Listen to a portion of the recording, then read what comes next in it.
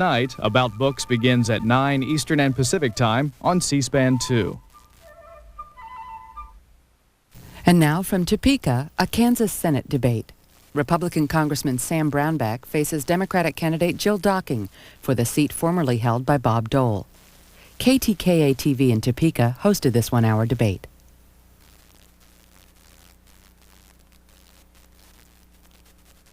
Good evening, everybody, and welcome to News Source 49's special election coverage. Both Senate seats in Kansas are up for grabs this year. Tonight's debate focuses on the candidates vying for Bob Dole's vacant Senate seat. The winner will serve the last 2 years of the term he gave up to run for the White House.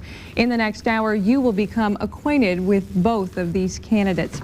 Republican Sam Brownback is a lifelong Kansan. He currently represents Kansas' 2nd District in the U.S. House of Representatives. Mr. Brownback has also served as the Kansas Secretary of Agriculture under Governors Hayden and Finney. He served as a White House Fellow with Trade Representative Carla Hill in 1991. Mr. Brownback has also practiced and taught law. He and his wife, Mary Stauffer Brownback, have 3 children. Democrat Jill Docking has called Kansas home for a number of years. She lives in Wichita, where she is a financial advisor and vice president of an investment firm. Mrs. Docking also belongs to a very prominent political family in the Sunflower State. She is the wife of a former lieutenant governor, daughter-in-law of a very popular governor, and the granddaughter-in-law of another governor. She and her husband, Tom, have 2 children, and tonight we welcome you both. Thank you. Before we begin this evening, let's go over some of the ground rules for tonight's debate. In the first 20 minutes, we will talk about the issues of interest to voters of Northeast Kansas. During the rest of the program, it's your turn. We will take your questions live on the air beginning at 7:15. Simply call 234-4949 to call in your questions. All of the candidates' answers will be limited to 1 minute, and then they will have 30 seconds for rebuttal. Our timekeeper will announce when time is up, and we have flipped a coin to see who will get the first chance to speak tonight, and that opportunity goes to Mrs. Docking. Mrs. Docking, your opening statement, please. Thank you, Lori. Thank you to KTKA, and thank you to all of you for tuning in. This is a critically important election. Why am I running for the United States Senate? Well, there are 2 reasons. First of all, the piece of the United States Senate that's being hollowed out this year is the very center. Those senators like Senator Kassebaum and Senator Nunn, Senator Cohen, Senator Simpson have all been centrist, and they are retiring. And it is critically important that we replace the center with somebody who is a centrist.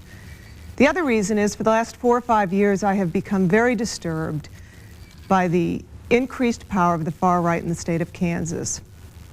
They have increased their power from the precinct level to the State Board of Education, to the U.S. House of Representatives, and soon to be with the U.S. Senate with Congressman Sam Brownback. I gave you a little hit there, Sam. Yeah, thanks, that's all right. What makes me a centrist?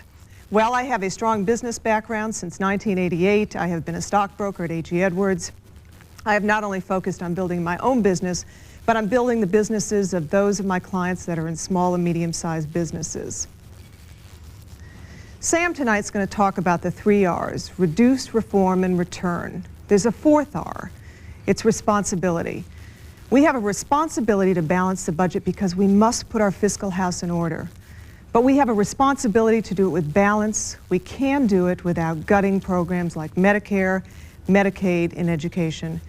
He will also talk this evening about Senator Ted Kennedy. Sam Brownback talks a lot about Ted Kennedy. The problem is he's having a hard time running against Jill Docking. The fact is this election will not determine the U.S. Senate, nor will it determine who is a committee chair. This election's about Kansas. It's about electing a centrist. We need to focus on replacing the middle, the balance, the peace that we've had and we've been very proud of all these years. I'd appreciate your vote, and I appreciate your support. Thank you. Mr. Brownback, your opening statement. Thank you, Lori, and thank you, KTKA, as well, for hosting this debate, and for everybody that's watching and tuning in tonight to compare and contrast the 2 candidates back and forth. I've been on this TV station a number of times as your congressman. No, I'm not an extremist. I haven't been as your congressman. I won't be as your United States Senator. I'm of Topeka. I've lived here the past since 1986, serving as Secretary of Agriculture, and I've commuted back and forth to Washington, serving in the U.S. Congress. My wife and I have our 3 children that we're raising here in town. You know, I am so excited about the next 10 to 20 years in this country because I think they're ones of great hope and the future and opportunity if we make the right choices now. And we've started to make those right choices by balancing the budget and not doing it the way the Democrat Congress had done it 2 years before I went to office, which was by raising taxes. We did it by cutting spending. We did it by being responsible there and saying that the people cannot afford any more in the way of taxes. And we've done that, reducing the federal government and yet protecting core programs like Medicare and education. We've done reform of the Congress, and we need to move further on things like term limits.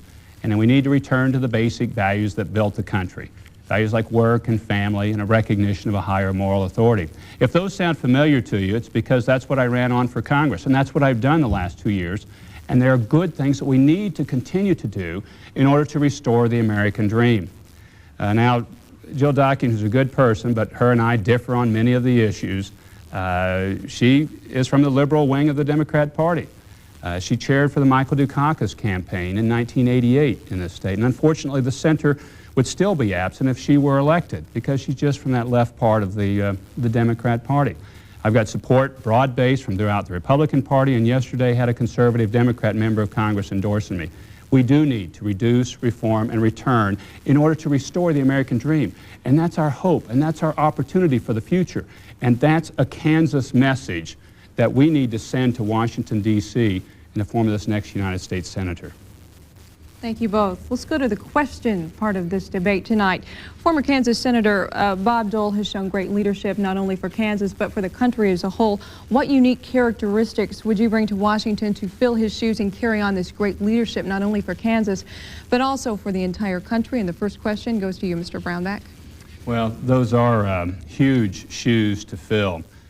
Senator Dole leaves about size 25 shoes. I'm not sure Michael Jordan could fill those shoes because of what all he has done. He is a true patriot. He spilled his blood on the battlefield, and he's given his life for his country, everything that he has done. The particular things that I bring are a broad base of experience and background in Kansas, from Kansas, of Kansas. I'm a fourth-generation Kansan, son of a farmer from eastern Kansas. I've been Secretary of Agriculture in the state of Kansas. I have degrees from both K-State and KU. I've been a congressman from this state, a White House fellow in the trade field, which is a very difficult and a very important field. And just that solid background and that basis being from Kansas, combined with the experience of both being in Congress, being a state official, and most important of all, of being a dad and a father and a husband. Those are key things and key traits that I bring to be able to fill those seats, fill this slot that Senator Dole, and nobody can really replace Senator Dole, but somebody's going to be elected to this spot. Mrs. Docking. Thank you, Lori. Your question was, what would I bring to this office that Senator Dole has exhibited? And it is that I'm a fiscal hawk. I believe that he has had a consistent record of being focused on balancing the budget.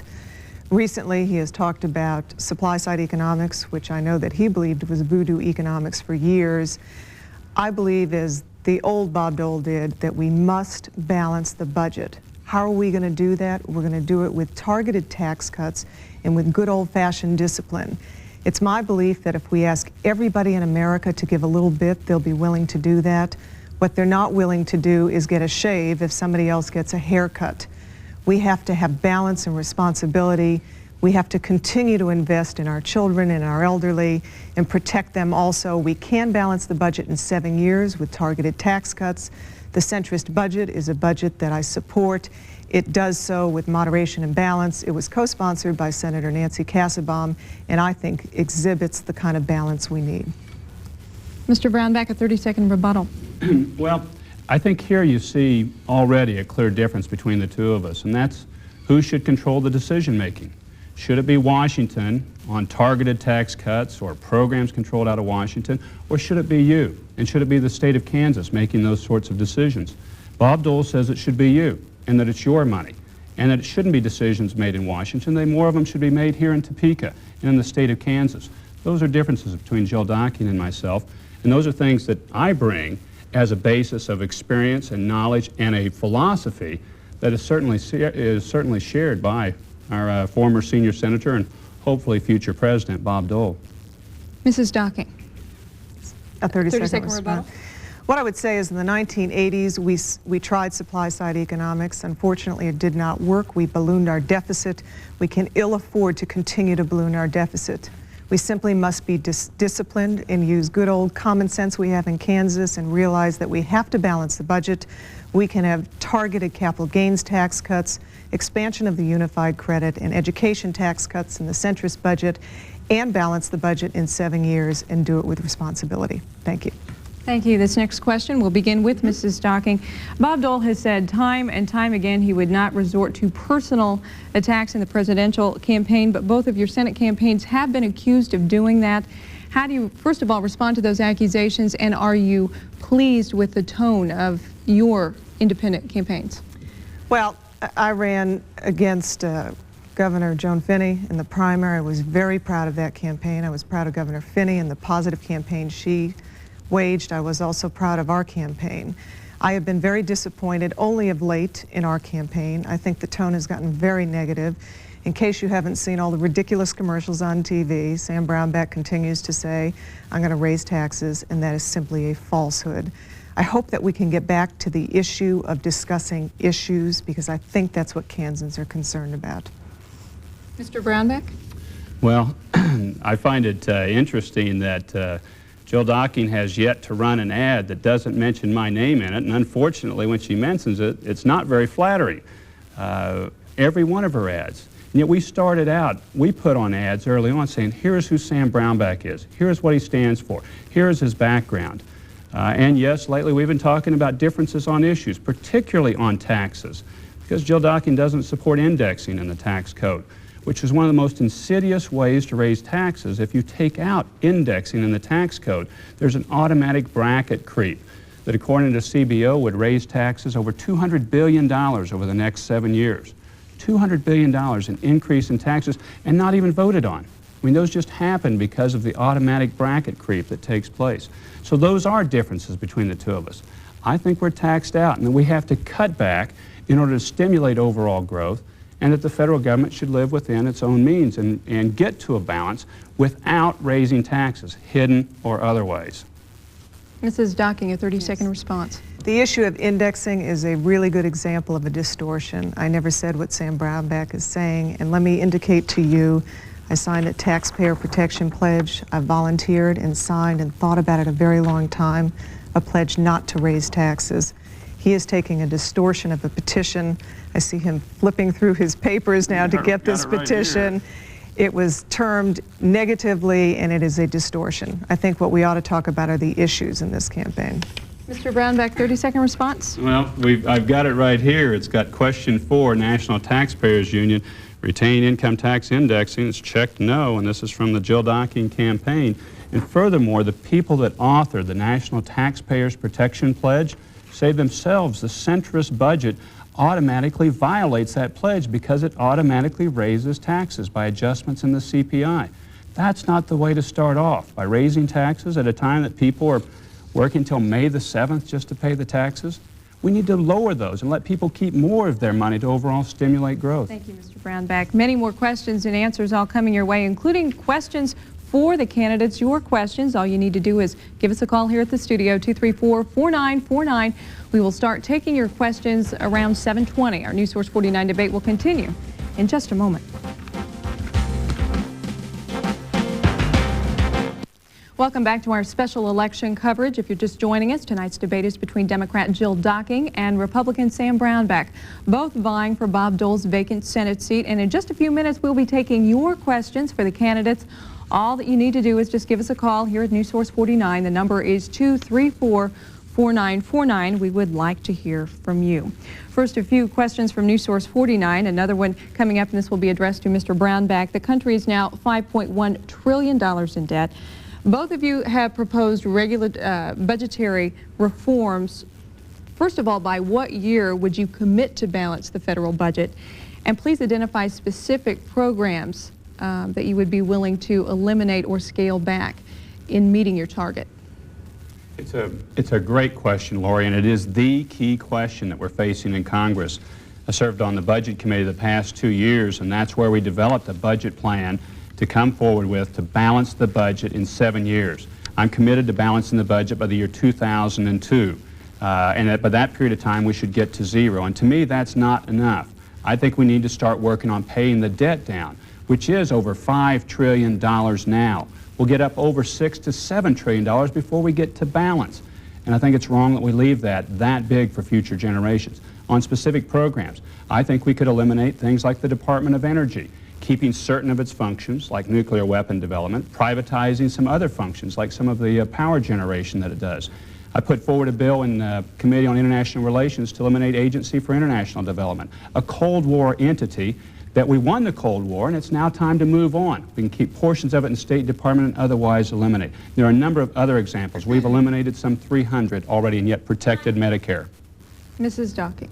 The centrist budget, which was co-sponsored by Senator Casaubon and is one that I would support, balances the budget in 7 years. It has $130 billion in targeted tax cuts, and it makes cuts to almost every program. It simply does not wipe out programs. It gives everybody a fair haircut. What I've said to people before is that I believe that we're all willing to give a little bit as long as we feel we're all in this together. We all have a responsibility to balance the budget.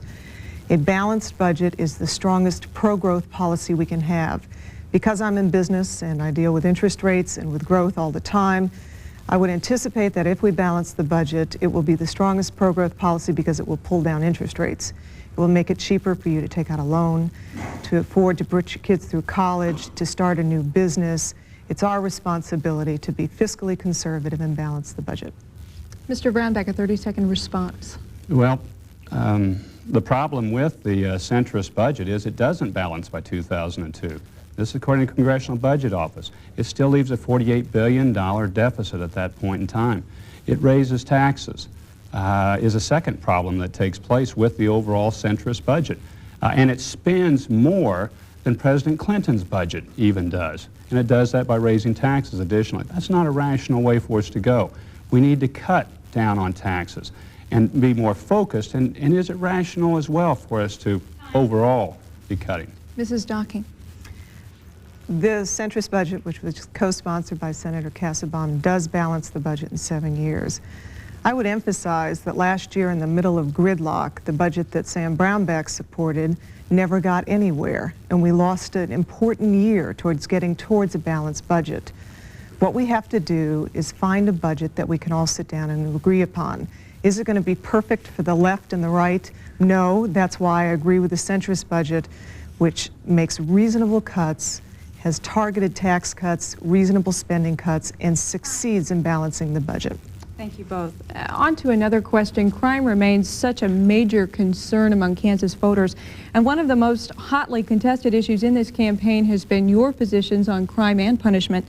What programs do you support to curtail the growing violence on the streets, and do you support a continued ban on semi-automatic weapons and the provisions of the Brady bill? Mrs. Docking, this question goes to you. Yes, and this is where Sam Brownback and I do disagree. I certainly would not repeal the ban on assault weapons. I have been a victim of crime myself. I feel very strongly about this.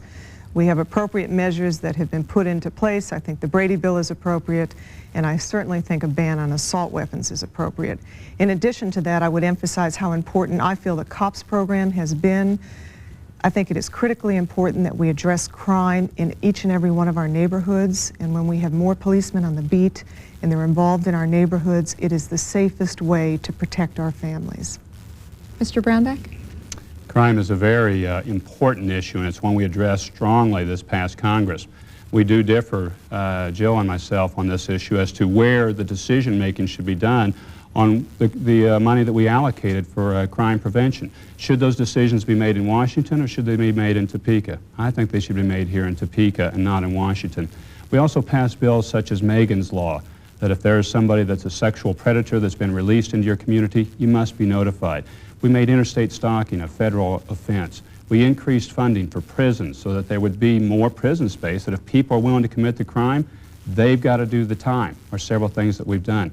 I do support the Brady bill. A 5-day waiting period, moving to an instantaneous background check, I thought was prudent and not a violation of the Second Amendment. I think we ought to look at crime control rather than gun control, and we shouldn't allow criminals at all to have weapons. That's something that I just do not support. that they should be able to get any weapons at all, and those are bills we passed as well. Mrs. Docking, your rebuttal. Sam Brownback did vote to repeal the ban on assault weapons. I think that was an extreme vote. The people I know who are very responsible gun owners are in favor of having a ban on assault weapons. I think we have to come to some agreement in this country on finding reasonable ways to protect all of our citizens. Certainly, a ban on assault weapons is one of those reasonable ways. Mr. Brownback? Assault weapons have been banned since the 30s and should remain banned. Those are things like Tommy guns at that time. They have been banned. In the bill that came in front of Congress on this issue, it included the issue of the mock-up type of assault weapons, and it included an increase of penalties for people that committed a crime with a weapon, which I strongly support, and I did vote for that law. Thank you both. We welcome your calls and your questions tonight. First on the phone lines is Linda. Linda, you have a question for the candidates this evening. Sam, your ally, Newt Gingrich, seems to be keeping a low profile these days because of the ethics allegations lodged against him. Don't you think the American voters have the right to know what the independent counsel has to say on this issue? Yes, I do. I think that they should be allowed to know those issues, and they should mature through the process as any other action or item that should come through the system. I think that's appropriate for the American people to know, and I think it's also appropriate for there to be due process, and that come forward in a due period of time. Mrs. Docking. Then, Sam, you need to vote to make that happen. I think we're all trying to be bipartisan when we look at people who we feel that need to have investigations done. I think it's the job of the people that represent Kansas to make sure that we have honest people representing us in the United States of America. Good question. Mr. Brownback, rebuttal?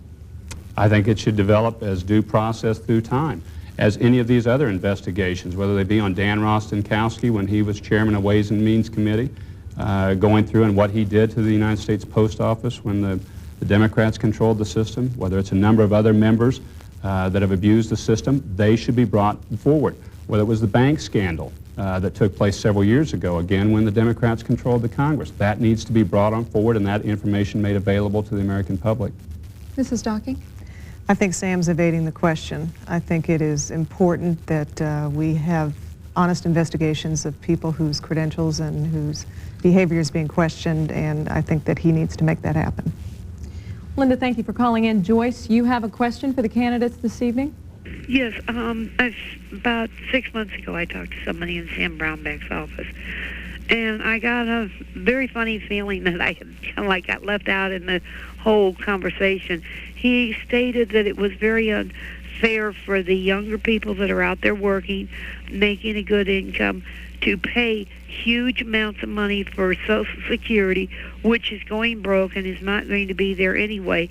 And Joyce, do you have a question for us yeah, this evening? I'm concerned about what is going to happen to Social Security. Are the Republicans wanting to just do away with it altogether, or what is going to happen? I mean, all of us have paid, and we paid for the generations that come behind us. Nobody wants to pay for us now so that we have Social Security. Okay, Joyce, thank you. The status of the system, and this question goes to you, Mrs. Docking. I think that's a very good question. I think it is very important that we protect the people currently on Social Security, or those people coming close to getting near to Social Security, and I come at that from the point of view of being a financial planner. People who are on Social Security or close to Social Security do not have time to change their plans, and I think we need to keep those dynamics the way they are. However, I would say that I think it is important for baby boomers to have Social Security also, and that we have to be fair. A bipartisan proposal I have seen by Kerry and Simpson recommends looking at taking 2% of the 12% put into Social Security and allowing baby boomers to handle that like an IRA. So they would have the opportunity to grow those dollars and perhaps grow them more aggressively than would be done in the normal Social Security system. We have to be fair to everybody. We have to protect the people currently on Social Security, those getting close, and we have to offer some creative alternatives for baby boomers. Mr. Brownback. Well, Joyce, I'm sorry that you got that kind of answer, because that's certainly not my opinion of Social Security. Social Security must be preserved and protected. It is a key program. Too many people are dependent upon Social Security for things to go wrong with it. It must be preserved and protected.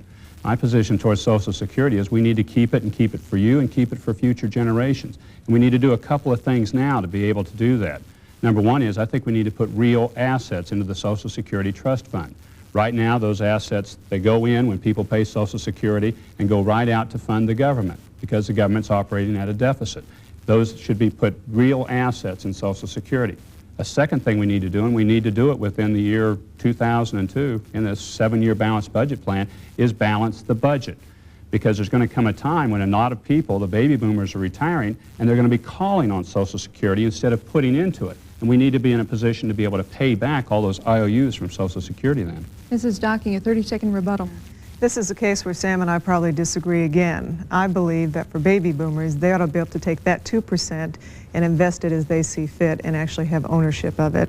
I would much rather have individuals in the state of Kansas have the ability to guide those dollars as opposed to the government. In addition to that, I think baby boomers are going to have to recognize that they cannot retire at the same age as when we designed the system in the 1930s. It wasn't designed for people to die at 80, it was designed for people to die at 60.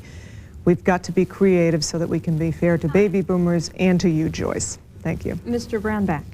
I'd like to take this opportunity, if I could, Joyce, to also hit another facet, and that's Medicare, because a number of people receiving Social Security also are on Medicare.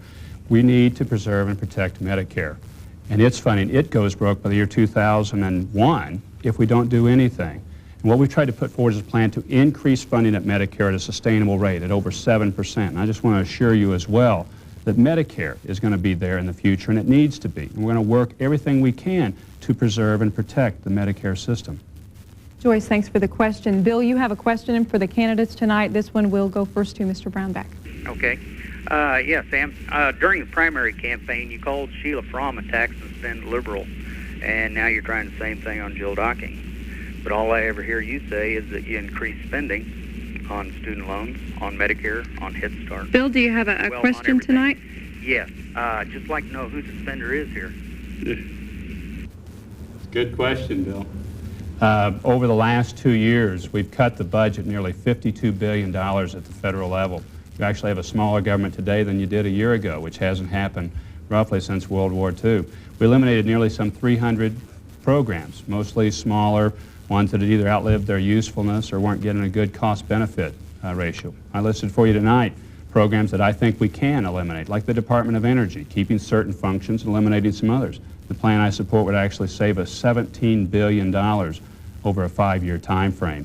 There are other programs I think that are key and important. To me, you shouldn't just cut across the board on your budget. You should say we've got priorities. Student loans, Head Start, Medicare are priorities, but do we need to have a Department of Energy? I mean, that's the part about if you don't cut across the board, you list and put things in priorities. And I think that's what we should be doing, is saying what are our priorities? What are our key functions? What things do we need to do? And let's do them better. And are there other things that we don't need to do? And let's cut out of those to be able to save that money and put more in priority areas. Mrs. Docking. Thank you. Sam did call Sheila Fromm a tax and spend liberal. He is now calling me a tax and spend liberal. This is all nonsense. I don't know about any of you out there, but I don't know if you have ever heard of a liberal stockbroker. That is an oxymoron. Let me tell you the kind of tax cuts I think we can afford and I think are very important. The targeted tax cuts I would support are a capital gains tax cut for individuals, small businesses, and corporations. I would also support an expansion of the unified credit from $600,000 to $1 million. I say that because I think it's very important that we allow small business people and small farmers to pass assets from one generation to another. And finally, I think we need to have education tax credits so that people in Kansas can afford to save for their children for college. It's critically important that we allow all of us to have the opportunity to save for college. There are some people who start veering over that income level and their children cannot get the proper scholarship availability. We need to give them an option where they can save on a pre-tax basis and allow them to accumulate assets for college. Mr. Brownback, your rebuttal. Yes. The centrist budget that Jill Docking supports increases taxes, increases income taxes over $100 billion, and it spends more than Bill Clinton's budget is that he put forward. That's taxing and that's spending more. Both of those are factual statements. The centrist budget, that's why it didn't get considered in Congress, whereas the budget I supported passed both houses of Congress and was vetoed by the president. but it spends more and it taxes more. And that's something we just cannot afford to do. Mrs. Docking. Sam's calling Nancy Kassebaum a tax and spend liberal. This was a bill she co-sponsored.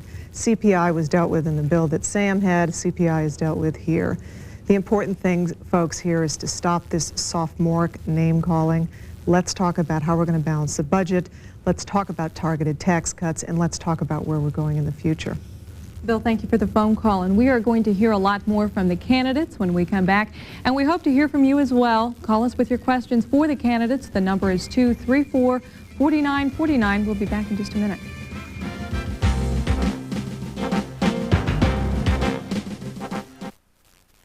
Welcome back, everyone, to tonight's debate between two candidates vying to represent you in the U.S. Senate, Republican Sam Brownback and Democrat Jill Docking. Tonight, we're giving you a chance to ask some of the questions. We now go back to the phone lines to get as many of your questions in tonight as we can. Dale, you have a question, this one going to Mrs. Docking. Yes, well, mine's directed toward Sam Brownback. I would like to ask Sam where he was at when the Congress voted to increase the minimum wage. And Sam, you say you supported Senator Kassebaum's health insurance bill, but why were you absent when the final vote was taken in the House? Do you want me to go first on that? Okay, and talk about the minimum wage bill. Please. I thought that the Kassebaum-Kennedy bill was about the best example of how compromise ought to work. Here you had Kassebaum and Kennedy, who live on two different planets ideologically, somehow come together and address the issue of health care. And it's the way we need to address the issue of health care, which is incrementally. They dealt with the issue of portability. Now people can go from job to job, and they did a very good job. It is the kind of compromise that needs to happen. In terms of the minimum wage, I thought clearly we ought to raise the minimum wage. I thought also in that bill there were a lot of balanced pieces to help small businesses deal with 401ks more effectively. We also, in that bill, saw an extension of the IRA for spouses. Being in the financial business, I feel very strongly that people who choose to stay home ought to have the option of saving for retirement, so that we value that choice of staying home as much as we value the choice of going out to work. So I thought that was a very well-rounded bill. Mr. Brownback, your answer? Yes. When the final vote took place on the health insurance reform bill, I was right here at KTKA at a debate. A live debate that I'd committed to. At that point in time, we were in a very hotly contested primary.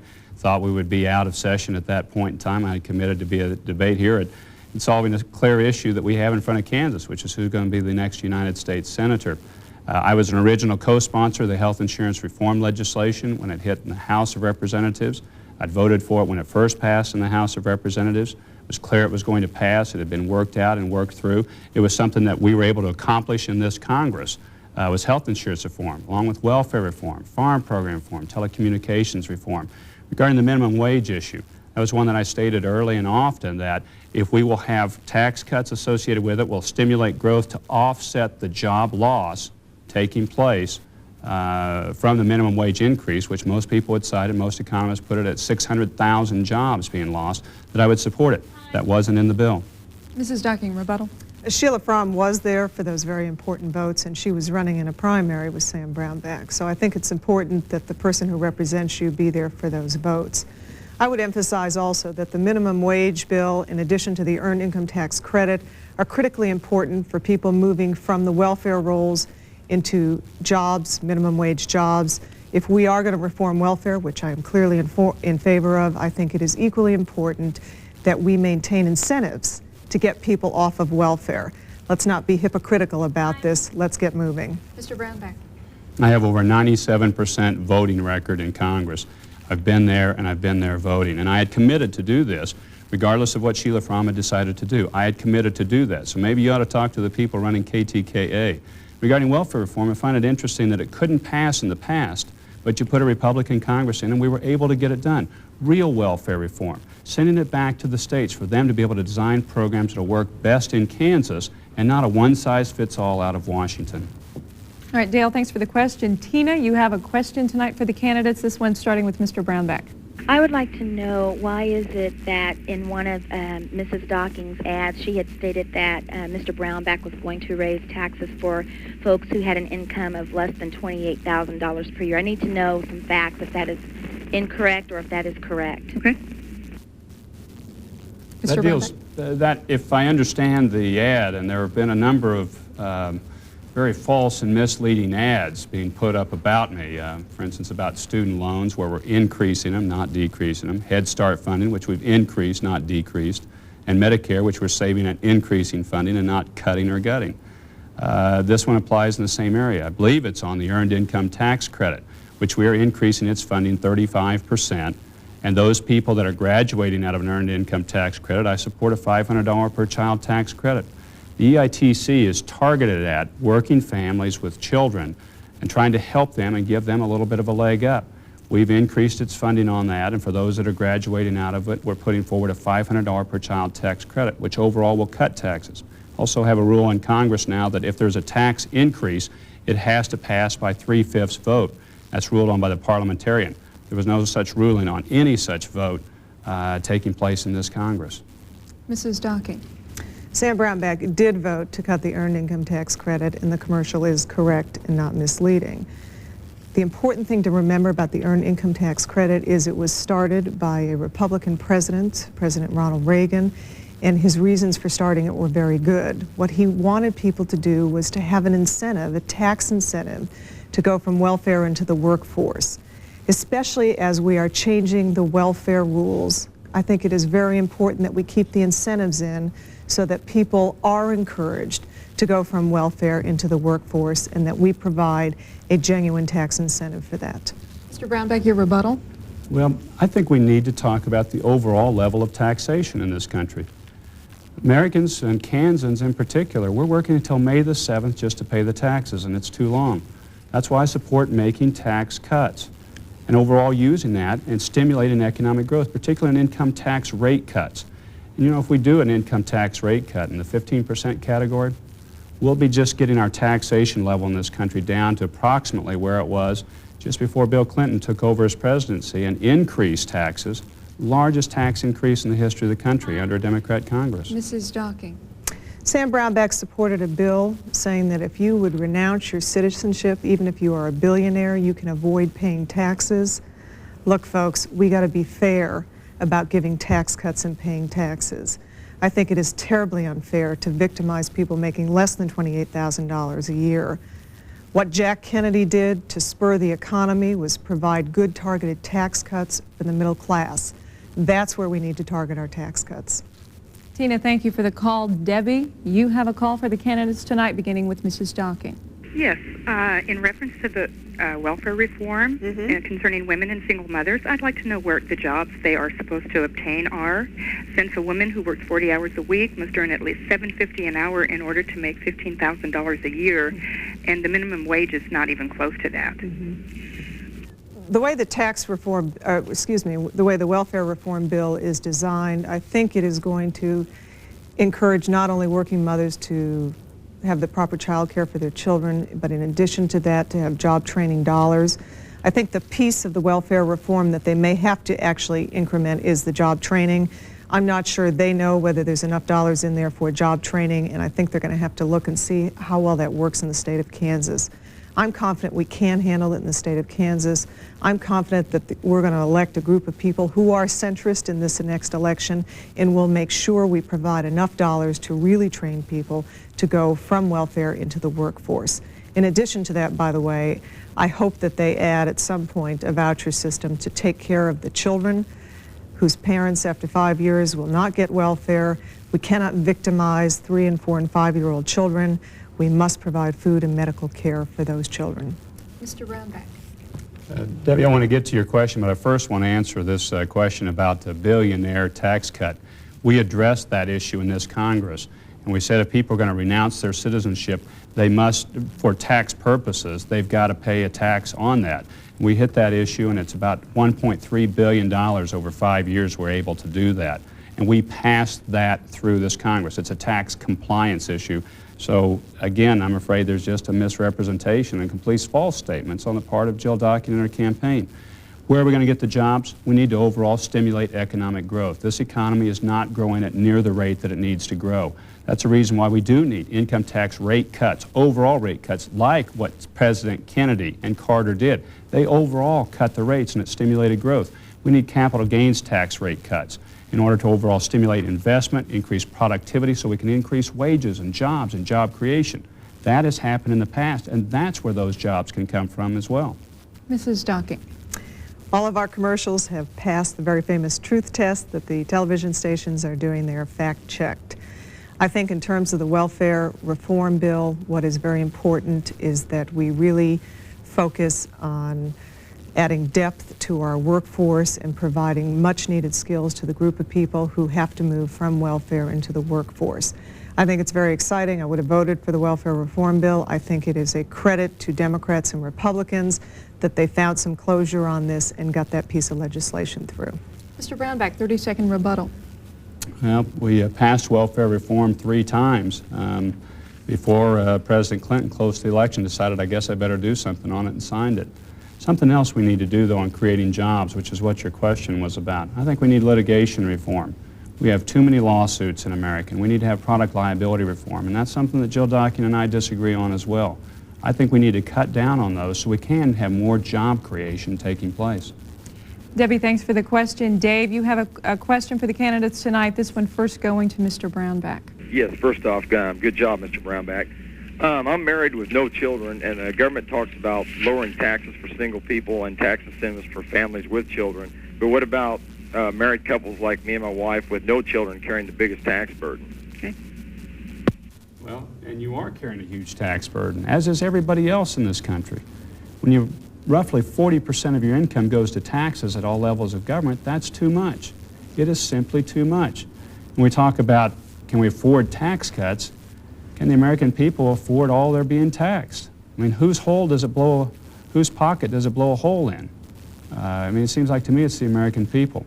That's why I've supported overall income tax rate cuts, a 15% cut in income tax rates, to overall let you keep more of your money and the government as well to live and be more restrained overall. And we can do that and balance the budget by 2002. We passed a budget proposal in Congress. It passed both the House and the Senate that provided for tax cuts. We can do that, allow you to keep more of your money, stimulate the overall economy and growth, restrain government spending, and still preserve and protect those key programs, Medicare, Medicaid, education, the environment. We've passed a plan already to do it, and we can do it again and need to do it. Mrs. Docking. Dave, I think you're going to like the cut in capital gains tax cut. That's going to help you if you own a home, if you own a business, and certainly if you own securities. But let me talk to you about supply-side economics. I'm a stockbroker, and I love the thought of supply-side economics. It appeals to me, obviously, because of the business I'm in. What happened when we did it in the 1980s? It ballooned the deficit. We cannot afford to do that again. If we continue to do that, interest rates will go up, and it will become more difficult for you to borrow money and to buy a house and to pay for all those things that you use to buy on credit. We must have targeted tax cuts. I do support the cut in capital gains, and I also support an expansion of unified credit. And in your case with no kids, the education tax credit wouldn't be of much help to you, but I think we need to target our tax cuts. Mr. Brownback.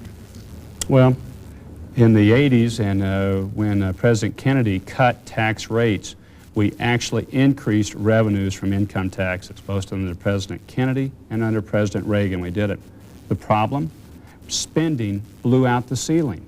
They more than spent it all in a very liberal approach by Congress, and spending in all categories, whether it be military or whether it be domestic programs. The thing we can't do this time is, as we stimulate the economy, increase revenues, we have to restrain spending.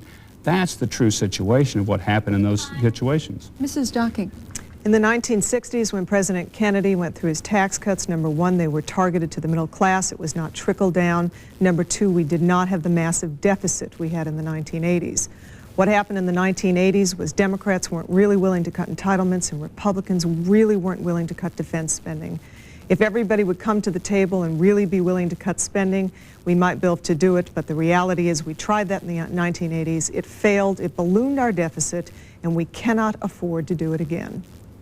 Frank, you have a question for the candidates tonight. This one first going to Mrs. Docking. Senator Dole and Kasbaum both voted for NAFTA and GATT, but nobody ever wants to talk about this. Would you be willing to sponsor a bill to repeal NAFTA and GATT? No, Frank, I would not. What I think about NAFTA is that we need to fix pieces of NAFTA I think NAFTA is working very well on the border of Canada and America, where the playing field is fairly level. Where it is not working well is on the border with Mexico. We are losing business to the Mexicans. They are pirating business from us. We need to make some of those restrictions much tighter. So while I would not vote to repeal either one of those, what I am willing to do is vote to make the playing field more fair. And I think that's what all Americans are asking for. Mr. Brownback. We agree on this. I don't think we should be repealing either of these items. The United States is the largest trading nation in the world.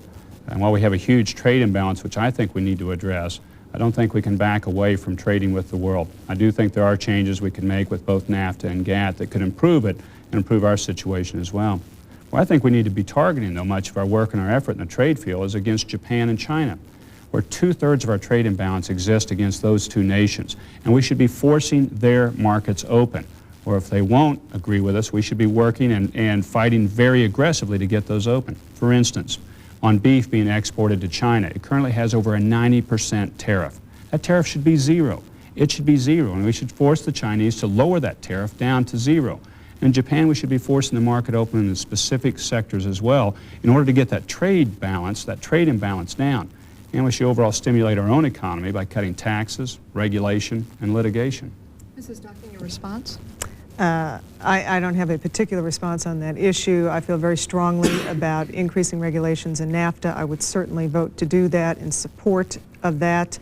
I think not only are we losing trade, but the environmental laws over both those borders are terribly unfair to us as Americans, and that needs to be addressed this year. Mr. Brownback, extra time? Now, trade is a critical issue, and we don't talk about it near enough because it has so much impact on us. You can look right here in the Topeka community, whether it's Payless Shoe Stores and what they do, or if it's the Boeing Company out of Wichita and what they do in exports, or if it's this great Milo crop that we have this year and how much of it will be exported. We really have to talk about how we force these other markets open so we can take advantage and be able to get in those and create jobs and opportunities here, not abroad. Thank you, and thank you for calling in tonight. We appreciate your patience, your good questions. We apologize to those we couldn't get to tonight. Our phone lines were backed up. But when we come back, a final word from the candidates. Don't go away. We are back to wrap up our special election coverage this evening. Each candidate will have 2 minutes to give a closing statement. First up is Mr. Brownback. Well, thank you very much, Lori, and thank you, KTKA, and the listeners for watching this show to be able to compare and contrast the candidates. It's been my pleasure to be serving you as your U.S. Congressman, and I hope to serve as your United States Senator. Been able to have your support as your Congressman, and I'm pleased to have that. I'm also very pleased to have had the support and the endorsement of Senator Nancy Kassebaum, Governor Bill Graves, and yesterday, Democrat Congressman out of Oklahoma, Bill Brewster, who said Sam Brownback's the sort of person we need to have in the United States Senate. You know, today I was at Highland Park High School and visiting with students there, and a young lady came up to me and said she wanted to be on the Supreme Court of the United States. And I was so encouraged that here was a young lady with a dream and with a goal, and I told her she can do that. I'm a young man from Parker, Kansas, a small community, and running for the United States Senate. And there's a young man, now a little older I guess you would say, running for the presidency of the United States in Bob Dole. You can do those sort of things. But if we're going to have the American dream be strong and solid in the future, we've got to take right action now. We've got to balance the federal budget. We have to do it by reducing the federal government, yet preserving programs like Medicare and Medicaid and education. We have to continue reforming Congress with things like term limits and some pension reforms. And I think we ought to take a 10% salary cut until we balance the budget. I'm already doing that myself. And we need as individuals to return to the basic values that built the country, as I've talked so often about. Those are the essentials for us to restore the American dream, for all of us, for that young woman at Highland Park High School, for us in our future. We've started down that path the last 2 years, and Congress's approval rating has increased and it's at a 10-year high because of it. Do we want to go back to the era of big government? I just don't think we do. Well, Jill Docking and I are very different people on the philosophies, on the backgrounds, and on policy issues. I think mine, and I know mine, are mainstream Kansas. They've represented you in the Congress. I seek to represent you in the United States Senate. And Mrs. Docking, your closing statement. Yes. I want to thank KTKA and thank all of you for tuning in. This has been a very long election, and I know you are all wanting it to be over with and sick of looking at all the commercials on TV. I'd like to review for a minute how proud I was to have the positive primary I had with Governor Finney. I wish that we could have a positive general election. I think that Kansans deserve a fair discussion of the issues instead of the negative campaigning that we're going through. If I ran my business like Congressman Brownback's running his campaign, I wouldn't be in business. Kansans are sick of negative campaigning. I teach my children that you are a product of your actions. Sam Brownback's trying to run away from his record. I think it has been extreme and it has been part of the far right's agenda. What we need to focus on is electing a centrist. We are all, many of us in Kansas, centrist, fiscally conservative, socially moderate. We have had a proud tradition in this state with Senator Kassebaum. And I would love your vote on November the 5th. I appreciate your support. And I'd ask you not only to vote yourself, but to get all of your friends and your neighbors to go out and vote, because it is easy for the far right to become energized. It is less easy for the moderate middle to become energized. I need that energy this time. I need for us to preserve the proud tradition of balance and responsibility we have had in the state of Kansas. Thank you very much. Thank you. We would like to thank both of you, Mrs. Docking and Congressman Sam Brownback, for being with us tonight. It's been a great opportunity for Northeast Kansas voters to become acquainted with the candidates. We hope it will help you when you head to the polls on the 5th. And to meet the candidates vying for the state's other Senate seat, join us Saturday night at 7. We're hosting a debate between Republican Pat Roberts and Democrat Sally Thompson. Again, we're giving you a chance to call in, ask the questions. That's this Saturday night at 7 on News Source 49. Thanks a lot for being with us tonight. Remember, make your voice heard. Get out and vote on the 5th. Good night.